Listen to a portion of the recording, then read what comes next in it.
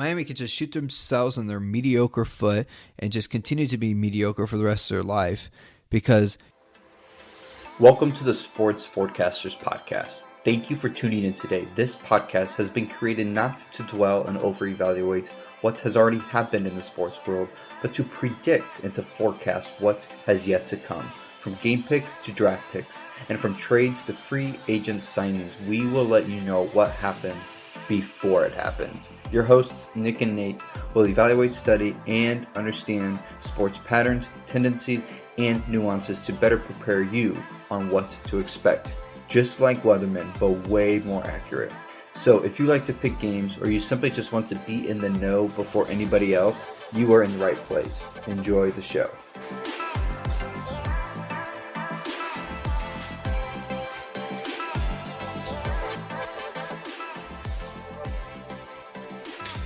What's up, everybody? Welcome to the latest edition of the Sports Forecasters Podcast.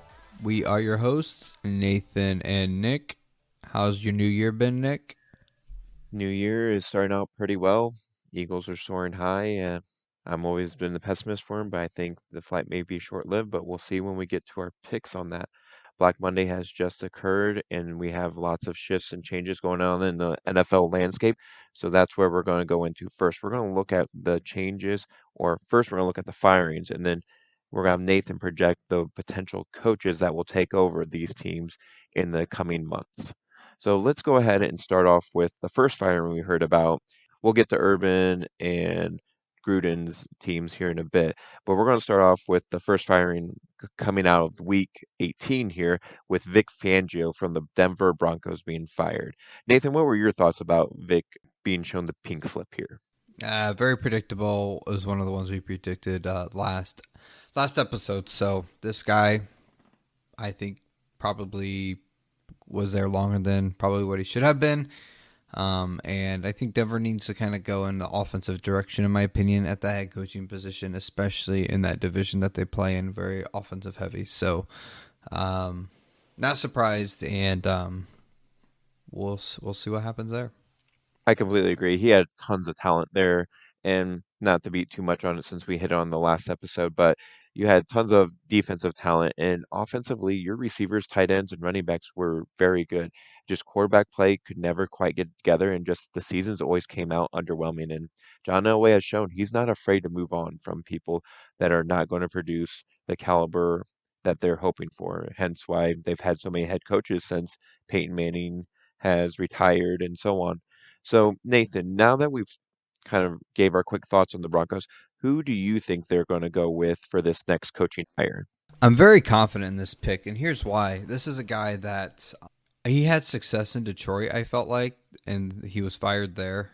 He's a very, very good coach, and he started his NFL career in Indianapolis, coaching, being the quarterback coach when the Colts won the Super Bowl with Peyton Manning, and then he ended up being the head coach there. Took over as head coach. He went 14-2 one year in Indy, and so I think he was the head coach the year that they lost to the Saints in the Super Bowl, I think. And then he got fired there and he got hired by Detroit. And I thought he did very well in Detroit, given the fact that it was Detroit.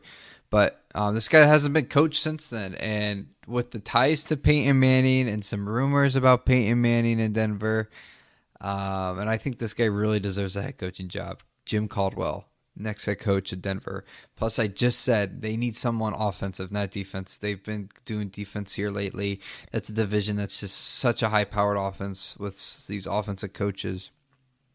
Obviously, Andy Reid, and then Staley's very young offensive mind, right? And then who knows about the Raiders, but they're clearly very offensive oriented. So I got Jim Caldwell going to Denver, and I really like this pick. I like the confidence I have in this pick.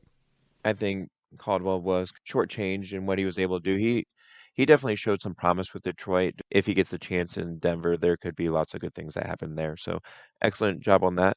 Let's go ahead and move on to the next firing we heard at the end of week 18. Again, we'll jump back to the other two teams that made their decisions way earlier than that. But the next team that we heard about making the firing, I believe, was the Chicago Bears firing Matt Nagy. Again, another one we saw coming along the lines. Nathan, what were your thoughts on the final decision of that? Once again, not surprised. A guy that I felt like probably should have got fired last year. They gave it one more chance to the rookie quarterback. Just an utter failure. And and so this, I don't, like I said, you said I'll predict the new coach in a bit here, but they need someone. They need someone really good here because this franchise is itching badly, and they feel like they have their franchise quarterback, so they really need to capitalize here on that replacement. Yeah, the time they've held on to Nagy, who you think for that, or who was the reason why he was able to stay as long as he was? It could be a number of things that you could point to, but him giving another chance with a rookie quarterback, there was one of two things that are going to happen. They were just kind of doing it as a formality where you got the outcome we ended up with him being fired, or it was genuine thought that he was going to be able to develop this young quarterback in Justin Fields and see some promise and success. I mean, for a quarterback to come into a franchise that the Bears, yes, they made the playoffs, but it wasn't a very convincing way of making the playoffs. Nathan and I were just never high on the Bears coming in, so this was more of a act of we're going to give you another chance to see what we can do, but albeit for nothing because he didn't even show that he had much faith in Fields at first, and then injuries just plagued him and Dalton, so he was playing tag with them the whole time, and it's a good time to try to move on in the NFC North, it appears. So, who do you think will replace Nagy with the Chicago Bears, Nathan? This breaks my heart, but it's going to be Brian Flores. They need someone defensive, in my opinion, up there. They tried the offensive-minded Matt Nagy, and before that, they tried that CFL coach that was super offensive-minded. Just it's not working in Chicago. It's that Midwest knit grit, just down to earth culture. They need a defensive mind, and that's what Brian Flores brings. He had one of the top defenses in the league in Miami, and he will bring that. He'll have Khalil Mack and a plethora of defensive players on that team. And then, of course, he gets a young quarterback in Justin Fields with, I think, really good weapons around him. So as long as he brings with him a good offensive coordinator, a good quarterbacks coach, I think he could have a lot of success there. Yeah, we'll see where Mr. Flores ends up. We'll talk about him in a moment here because I know you have plenty of ammunition for that. Staying in the same division because the next coach we heard was that happened to be in this division is Mike Zimmer. Again, this happened. We went 3 of 4 out of the coaches we said last week who are going to make it. He was number 3. Mike Zimmer finally is shown the pink slip with the Minnesota Vikings after just having subpar seasons, very similar to Marvin Lewis, where he just kind of is okay but never excels. What are your thoughts, Nathan? Mike Zimmer's press conferences got real sassy, I felt like, toward the end of the year. Um, the latest one being just they asked about why, Justin Jefferson could have the record. And he's like, I don't care about records. I care about winning. And he's like, did he want to get the record? And he's like, I don't know. You're just going to have to ask him. Very short. Just, he seemed like he really didn't even care about his players or like didn't even feel like he was proud that Justin Jefferson like almost beat Randy Moss's, franchise record in receiving. It was very rude. It's like, and he was like that the last several weeks. So you knew this was going to happen. It almost like he wanted out and he was just kind of being a stubborn brat about it and just kind of at the press conferences just not really caring. So obviously not surprising. Yeah, the franchise has become stagnant. Like I said when I was introducing the coach that was fired and where he was fired, just very subpar, never overachieving, more times underachieving, especially this season where there was plenty of games where they were well within it, but just management calls, decisions made, and towards the final few weeks, just some bad breaks. People were put out because of protocols when you were in the hunt, and it just couldn't be put together at the end. So, who do you think the Vikings will go with next? I think they go offensive minded here, and I'm really curious with Kirk Cousins, but I think they go offensive minded. And here, I think Minnesota jumps on this young offensive minded head coach bandwagon that a lot of teams are jumping on.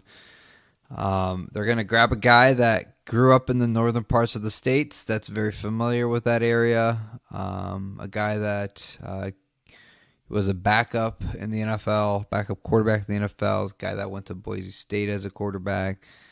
And that's Kellen Moore, offensive coordinator of Dallas Cowboys. I think he finds himself up north, some more hometown territory. And I think that kind of offensive mindset is what the Vikings need, because they got a lot of firepower on the offensive end. And I just felt like, Zimmer was very defensive minded. I just feel like that Vikings offense, it should be way more explosive than what it is. And I think Kellen Moore could bring that to this team. Defensively, though, they still have work to do. So I think just like Jim Caldwell would need to, just like Brian Flores would need to bring an offensive coordinator with him. Quarterbacks coach, I think Kellen Moore would need a really bright defensive coordinator to be with him in Minnesota. But I think they jump on that young offensive-minded bandwagon head coach. Yeah, and we'll see if these teams make that flip or switch there. But we're going to jump to our two teams that I mentioned off the top who made their decisions way early. More or less, their hands were forced in these situations. The Las Vegas Raiders, who find themselves in the playoff hunt, and we'll be talking more about that team here in a moment. But this question still comes. They haven't officially named a head coach. What do they do with their head coaching position, in your opinion, Nathan? Yeah, I think they're going to keep Rich Bisaccia. I think that's how you pronounce his name, the interim coach. I just know the players love this dude. He's a special teams guy, and there's a lot of really good special teams guys that are head coaches, and I think the one that really pops in my head is John Harbaugh. And so I think the players love him. They're going to make the playoffs. I really think they could upset the Bengals there in the first round too. And if they can win a playoff game, I don't think there's any question you keep this guy as the head coach, especially all that they've went through this year. It's amazing how much they've went through, and they see themselves here in the playoff. So as a 5 seed, it's crazy. So I think they keep him. Absolutely, I agree. You can't ask for a much better job. Week, what was it, 6, 7? Gruden gets fired, and Nathan and I think Rome is burning for Las Vegas. There's no way there's going to be anything managed from this. They might get that upset win from the initial thing, but then, like Nathan said, item after item, player after player getting cited or something going on with the team that they just have to keep battling back. And they just had so much grit in that Sunday night football game. And just, I mean, they look like they have it together right now. And losing that guy, you'll lose your locker room and you'll have to start all over again. You'll have to go scorch earth in a sense. So, yeah, for him not to be around would be baffling to say the least. Moving on next to the AFC South coach that has shown his pink slip early, and that would have been the Jacksonville Jaguars firing Urban Meyer, or we've already had our thoughts on why that happened. So who do you think takes over next in Jacksonville, Nathan? I have a guy that has been a head coach in this league who's a coordinator right now, and a guy that has made it to Super Bowl as a head coach. And I know Jacksonville wants someone that has NFL experience, which I would too after flopping on Urban. So this guy certainly has it. He's been to Super Bowls, multiple Super Bowls as a coordinator. He's been to Super Bowl as a head coach. And he's got a chance to make it back to another Super Bowl as a coordinator, and that's the defensive coordinator of the Cowboys. That's Dan Quinn. I think he finds himself getting another opportunity as a head coach, and I think deservingly so. And so I think he finds himself in Jacksonville. I didn't know if you're going to give some love to the offensive coordinator for the Buccaneers.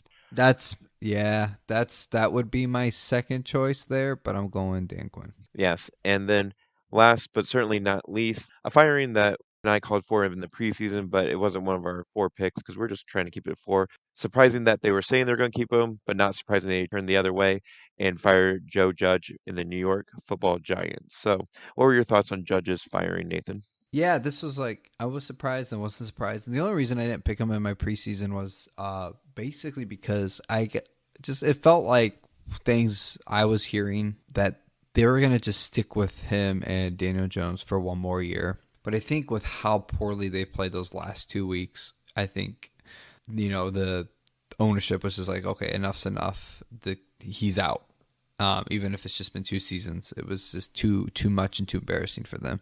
And just because there's some quarterbacks out on the market right now that they could get, and they are a big market, I think they felt a new face of this franchise is probably best to maybe potentially help attract those quarterbacks. So thinking back on it now, it's like, yeah, it makes a lot of sense.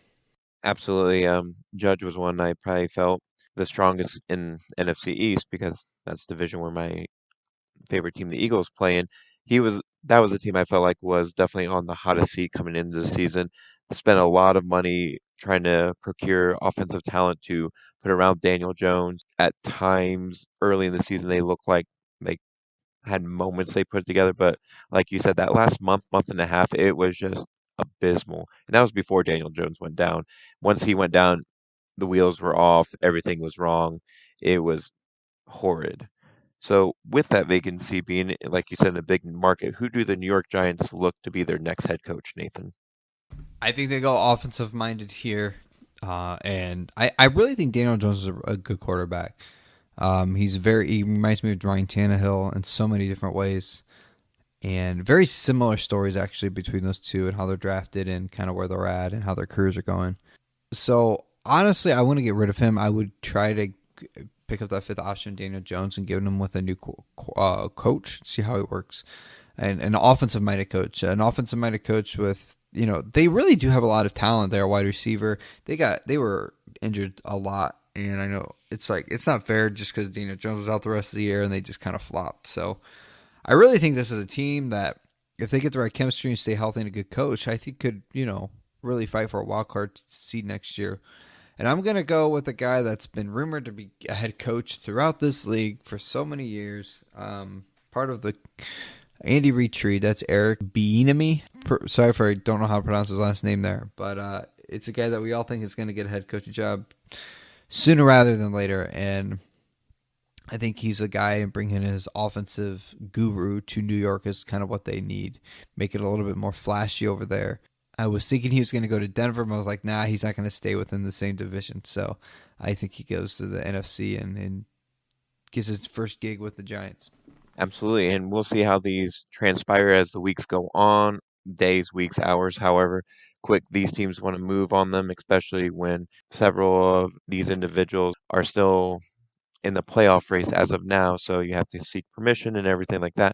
When those changes happen, I know fan bases can get excited or scoff at them, but we'll see how it goes. But I just gotta say, whoever lands Brian Flores, you will be sitting pretty. Any thoughts on that, Nathan? Oh, I have lots of thoughts on that. So Miami had winning seasons back-to-back years for the first time in 20 years.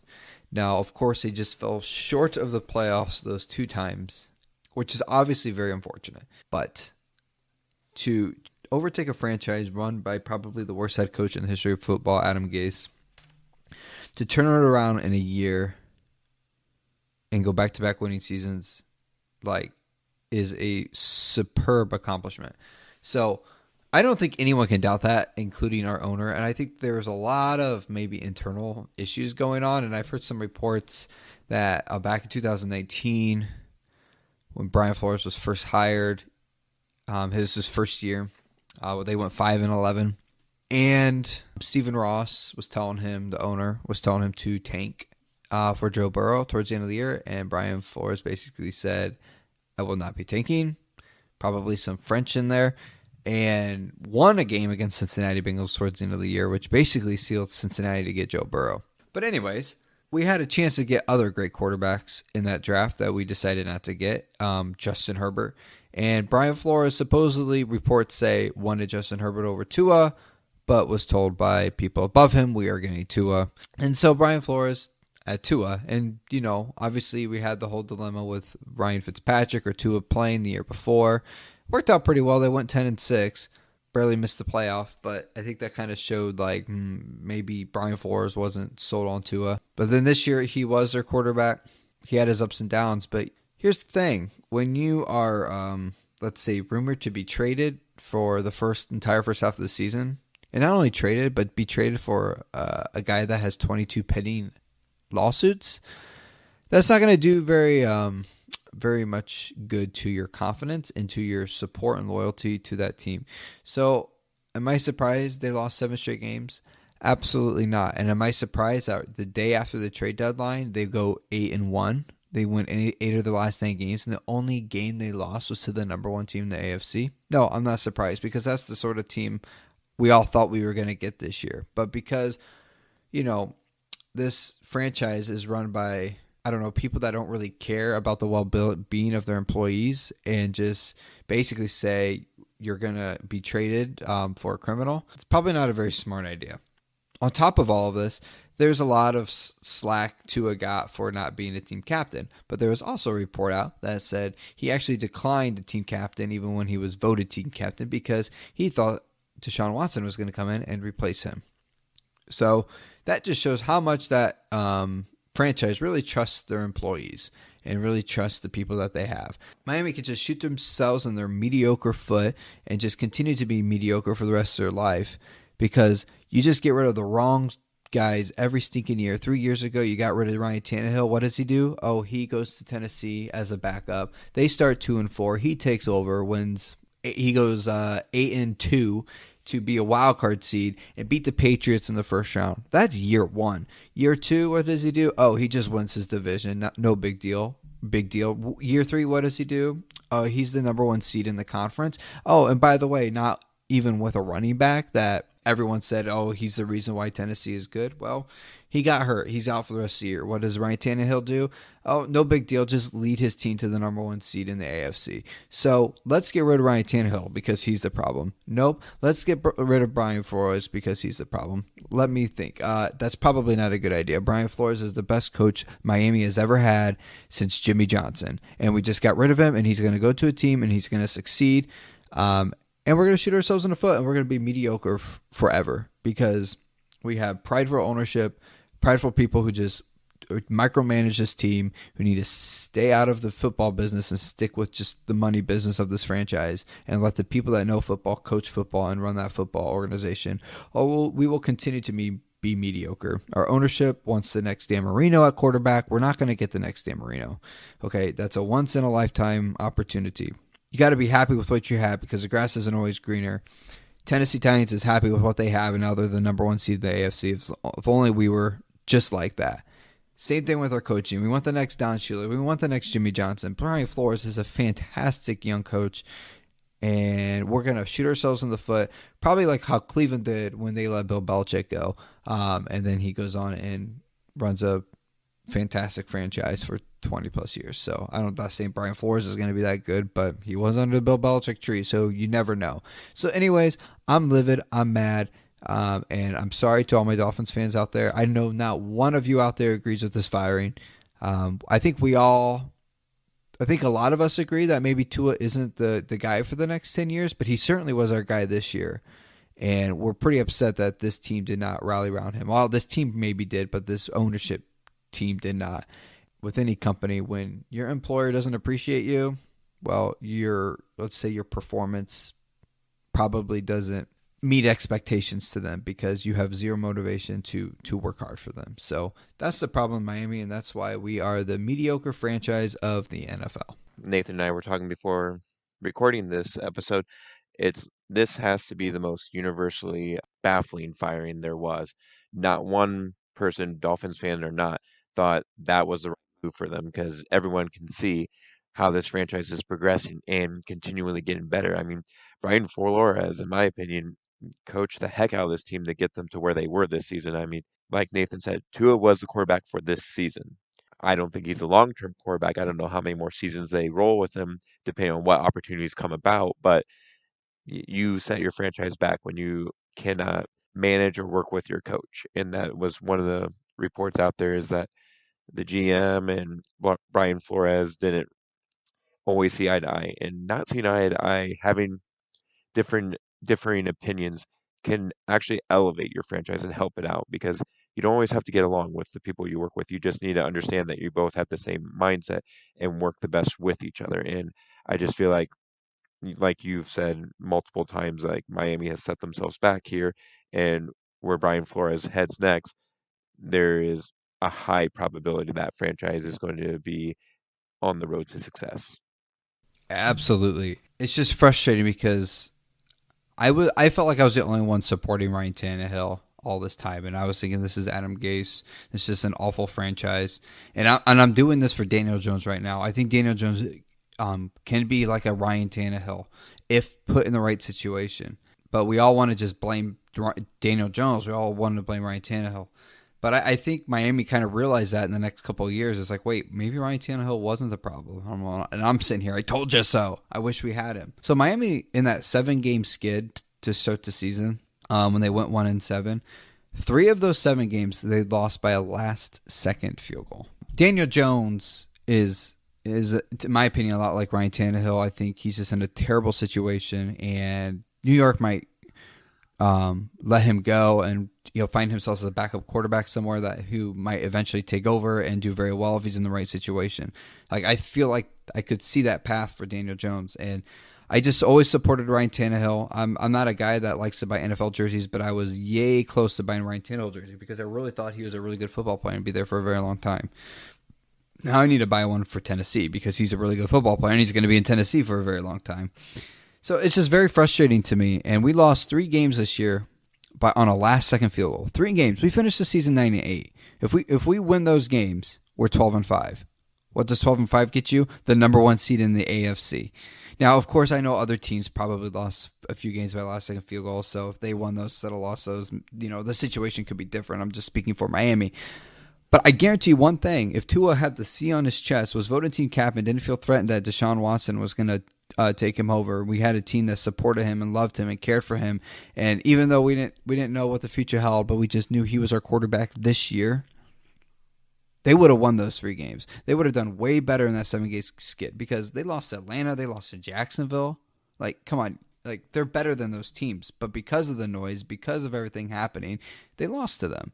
So those are wins easily, right? They lost to the Raiders in overtime, and the Falcons, they were winning, and then they let them go down the field in a minute and kick a last-second field goal. Like, it's just they can't take these games back, and it's just all in the midst of this Deshaun Watson crap, and it all went away when 8 of 9. They could have been a number 1, and I'm not exaggerating. They could have been the number 1 seed in the AFC. If this whole Deshaun Watson thing didn't happen and Tua got to wear the C on his chest, on his jersey, because he felt wanted. And I know Tua is probably a bottom 10 starting quarterback in this league. And we could have been the number 1 seed in the AFC. Like, that's how good Brian Flores is. And we let him go. So anyways, we have to pick a replacement in Miami. I just want to start a petition right now and say bring Brian Flores back and we hire him back. But obviously that's not going to happen. So I can't believe I'm saying this, Nick. I can't believe I'm saying this. But guess who is going to be the next Miami head coach? Doug Peterson. Doug flippin' Peterson is. And they're going to go after Jim Harbaugh hard. Don't get me wrong. But Jim Harbaugh is ultimately going to stay in Michigan. But I think that's Miami's first choice is Jim Harbaugh. And they're going to go after him. And I wouldn't mind getting Jim Harbaugh. I really wouldn't mind. But they're going to get Doug Peterson at the end of the day. The former Super Bowl winner. And here's why. Here's why I want to be super sad about it. Even though I really want Brian Flores, I won't be super sad about this. Doug Peterson took mediocre quarterbacks and won a Super Bowl. That's all I'm going to say. That's all I need to know.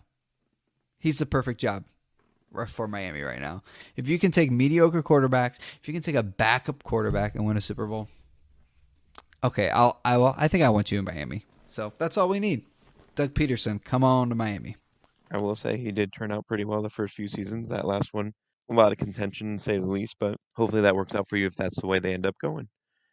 Now, moving on from the coaching firings, we're going to look at the teams that are sitting in the limelight here this coming weekend, this wild card weekend. We're going to make our picks for the NFL playoff games going on this. We're going to look at the 6 games this week and try to make our picks to see which way they're going to go with the spread. Are they going to have teams cover, or we're going to have teams fulfilling their are we going to have teams covering, or are the picks going to go the other way? So let's go ahead and start with the first game of this NFL playoff season. We're going to have the Las Vegas Raiders going against the Cincinnati Bengals. Right now, the line is at 6 points in Cincinnati's favor. Nathan, what is your pick for this game?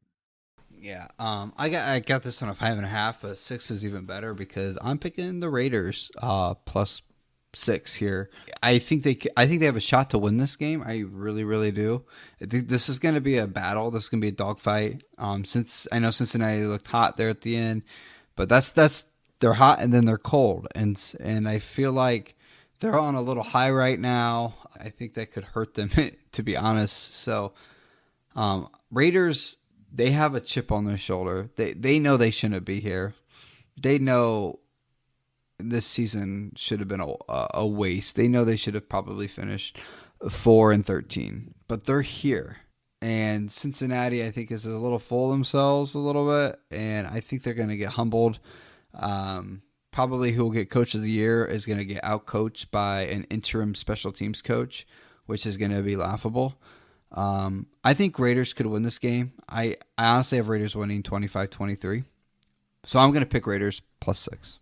Interesting rematch here. Nearly 2 months ago, the teams played each other where the Bengals won 32-13 in Las Vegas. But I feel like you were saying a team that's really rallied around each other. And so they have a lot of things working in their favor with the Raiders. But the question becomes, do you have emotional exhaustion from that Chargers game? I feel like the Bengals end up squeaking it out and get their first playoff win since text messaging became a thing back in 1992, all you youngins. I think the Bengals win, but I don't think they go over the 6 points. I think it's going to be a tighter game than that. It's going to be close, but I think the Raiders cover that spread of 6 points. Yeah, I think both of these teams are actually both coming off a very emotional win. Cincinnati beating Kansas City, I think, was just as an emotional win as Vegas beating the Chargers. Yeah, this should be a great game. The Bengals do not win by 6 points. It's going to be closer than that. So Raiders cover. Moving on to our Saturday night football game, we have the New England Patriots visiting the Buffalo Bills. What are you seeing here, Nathan? Another tight game. I am back and forth on who I think is going to win this game. I really am. Buffalo tends to just play everyone super, super close that first round of the playoff. And I don't think this is any exception. And they're going to play Bill Belichick in the playoff. Like, that's not going to be anything easy. Now, I know they beat him pretty easily last time they played him. And I know Bill Belichick has kind of struggled with Josh Allen. But this is playoff Bill Belichick. This is New England Bill Belichick. This is our New England, a playoff New England team. And this is a Buffalo team that just, like I said, the last couple of years with Josh Allen, they just struggled in that first round. So I think this is a game that whoever wins is not more than 3 points. It's not. And I think it's going to be whoever has the ball last will be able to go down and kick a last-second field goal to win it. That to me is what this game is going to come down to. So seeing a 4.5-point spread, I have to pick New England 4.5 points here because whoever wins this game is not going to be by more than 3, in my opinion. So to be safe, I'm going to pick New England 4.5 plus 4.5. Yeah, I also have 4.5 here, and there's not much more I can add. With a Bills team that only loves the run when it's Josh Allen running it, it appears, whether that's his call or otherwise.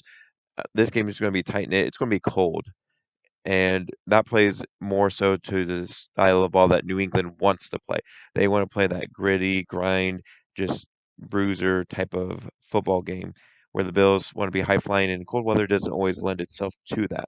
Not to say the Bills can't overcome that. Josh Allen will take off running and make things happen. The 4.5 does seem too high. I do think the Bills ultimately win it. Mac Jones and his receiving core, I just don't think will be enough especially if the Bills get up early. I think the Bills will win, but I don't think it's more than 4.5 as well. I think the Patriots cover. Moving on to our Sunday schedule, the first game for our Sunday schedule is the Philadelphia Eagles visiting the Tampa Bay Buccaneers. I'll go ahead and start this one off. The line's at 8.5. Tampa Bay covers. Tampa Bay will win this game. They will put Jalen Hurts in position he doesn't want to be in.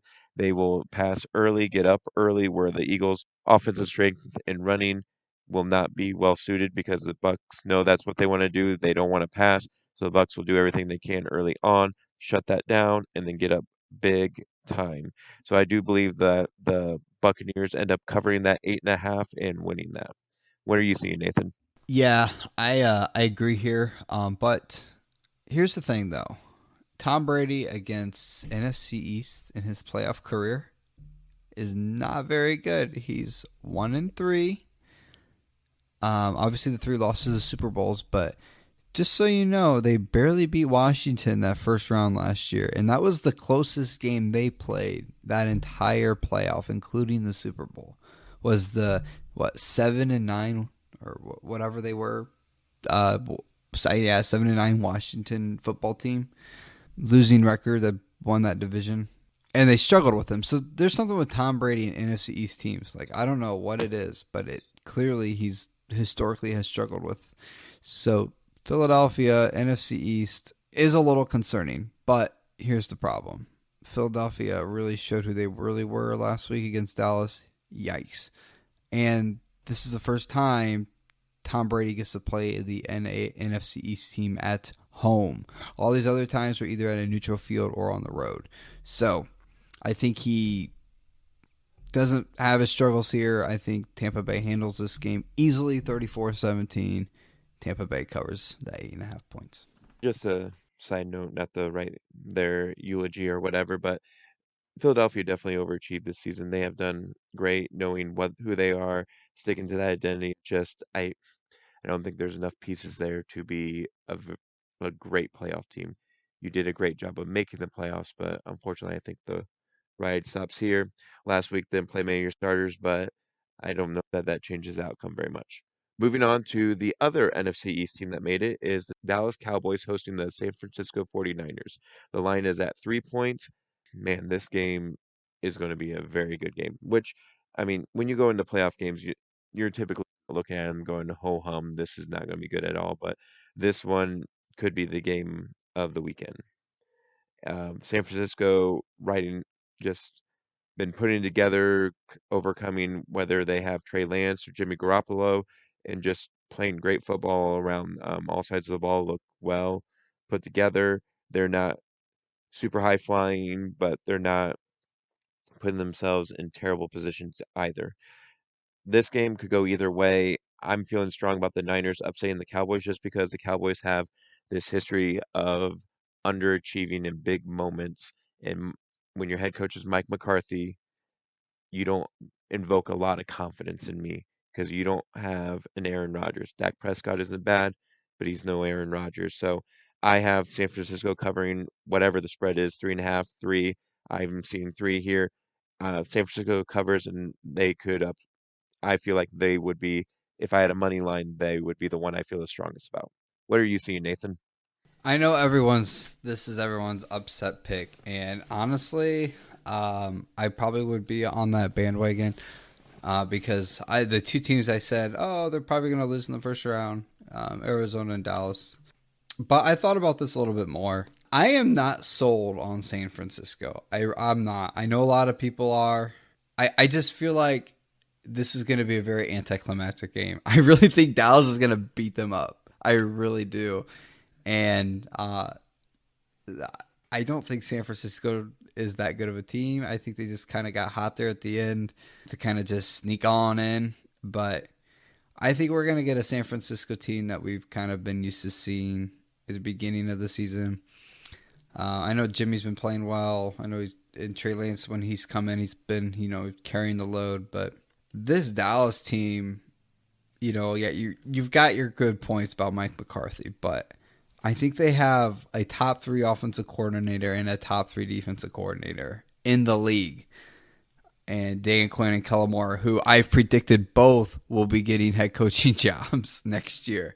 So I like Dallas here to cover the 3 points, so I'm glad we finally disagree on something. I just think this is going to be a very anticlimactic game. Everyone wants San Francisco to win. Everyone thinks here's the upset. Let's pick this little hot underdog. And I think Dallas is going to be like, yeah, we got Micah Parsons. We got Trevon Diggs. We got CeeDee Lamb. We got Dak. We got Zeke Elliott. Yeah, this isn't happening. So I like Dallas here. All right. And now moving on to our Sunday night football game where the Pittsburgh Steelers go against the Kansas City Chiefs, a matchup we saw a couple of weeks ago where lots of Pittsburgh fans want to forget very quickly. The line is at 12.5. What I have, Nathan, what are you seeing for this game? Yeah, I'm seeing a game that is won by 2 touchdowns probably. Um, I I have it around 31-19. I This is so tough. I'm gonna just pick Pittsburgh the plus 12.5 here, but this is like my lowest confidence. I really don't know what's gonna happen. 12.5 points is a lot of points, especially for a playoff game. I think Pittsburgh, they know they're not supposed to be here, and this is Big Ben, his last year. I think they're gonna play for Ben, and I think they're gonna play like this is gonna be like a 40-3 game, or it's gonna be a super duper dogfight. I really think so because they're just gonna sling it and wing it and just have fun out there. I mean, Ben has a cool quoted saying that. I think they have the defensive player of the year on that team, and T.J. Watt, who just tied the league record for sacks. So if they can get pressure on Patrick Mahomes, slow this team down a little bit, and let Big Ben just have fun. Like, you never know what could happen. I'm not saying Kansas City's going to lose, but 12.5 points against a Pittsburgh team that could do whatever they want. Yeah, I'll take Pittsburgh 12.5. The hard thing for this game is, like Nathan said, it is easily going to go one of two ways. It's either going to be super tight knit or it's going to be a complete and utter dismantling like it was in the regular season. Big Ben is limping along here at the end. He is doing the good fight, trying to have his last stand and everything, any superlative you can say for that last ride. But in the end, Chiefs win this. It's just what part of the line I'm going to go with, and I'm going to go over the 12.5. I think Kansas City is just going to send a statement. They're angry that they lost it towards the end with their loss to the Bengals, and then they did win against the Broncos once they finally woke up, and I think they just stick it to the Steelers. Steelers just too many times on the offensive side of the ball just look tragic to see. It's hard to watch sometimes of how ineffective it is. And we watched quite a few quarterbacks who were aging last season that look like, yeah, it's definitely time for them to hang it up. And Ben is on very close to on level with what Drew Brees looked at the end of last season. Drew was hanging on by a thread. Ben's a little better than that. He's more like a cord, but Big Ben, this is it for him. Good way to end the season. Thrillers towards the end to get into the playoffs, but it ends here, and I say Kansas City covers the 12.5. And our first ever wild card Monday night football game where the Cardinals go against the Rams. Another division matchup that we get to see for a third time. So what are you seeing for this one, Nathan? I I think this is actually the game of the week, and well, Cincinnati, Vegas, Buffalo, New England. Those games are going to be freaking amazing. But instead of the Dallas San Francisco game, like people are looking forward to the NFC, I think the Rams Cardinals game is. Now this I think the Cardinals can win this game. I really, really do. You just don't know what to expect out of the Rams. Stafford in the playoff. Yeah, I mean, he obviously doesn't have much experience there. But, neither does the Cardinals. So this is a really tough game. Rams at home really haven't. There's really no home field advantage there. So I don't think that has anything to do. This is basically a neutral field, in my opinion, because it's in a dome and both teams play in domes. So I'm going to pick Arizona 4.5. Like I said, I think Arizona has a chance to win. If they don't win, I don't think they get beat by more than 4.5 points here. So Cardinals plus 4.5. For me, the Rams and Cardinals matchup, you have the inconsistent Rams who one week look like world beaters and the next week they just don't know what's going on. And quite honestly, they need to get closer and closer to being more dependent on that run game and having Stafford only making throws as needed and not always feeling like he has to be the playmaker on every play and has to go big or go home type mentality. You're not in Detroit anymore. You don't have to do that. You guys can march down the field. And that's been the one thing about the Rams that I've noticed more and more as we move along later in the season is they Stafford wants to be too much of a flashbang instead of just working his way down the field.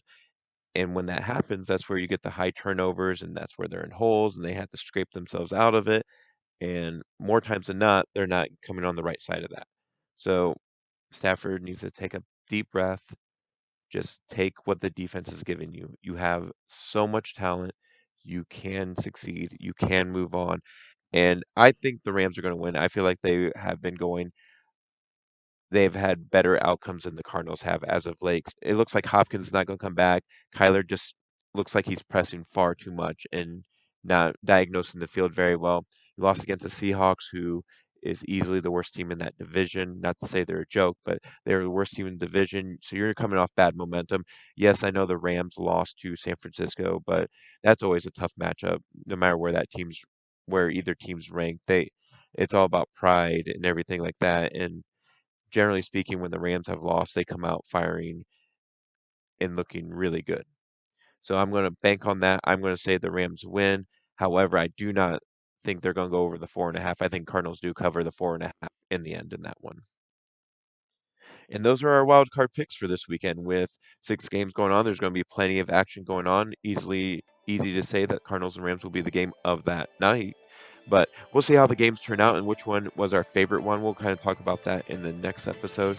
For tonight, we're going to call it. Thank you so much for tuning in. We have been the Sports Forecasters. You've been listening to Nathan Singer. I'm Nick Alvarez, and we'll talk to you next time.